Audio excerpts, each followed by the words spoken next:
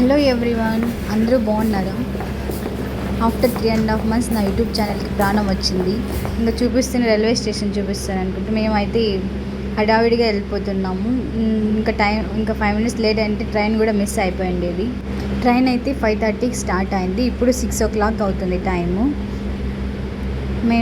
నేను పుట్టినప్పటి నుంచి ఇంతవరకు ఇంత లాంగ్ డిస్టెన్స్ ఎప్పుడు ట్రావెల్ చేయలేదు అనమాట.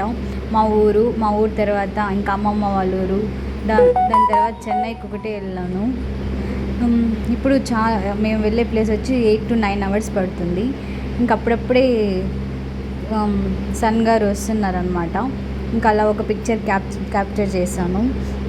ఇంకా వెళ్తుంటే దారి మధ్యలో మొత్తం ఈ చెట్లు కనిపిస్తున్నాయి. వీటి పేరు అయితే నాకు అస్సలు తెలియదు.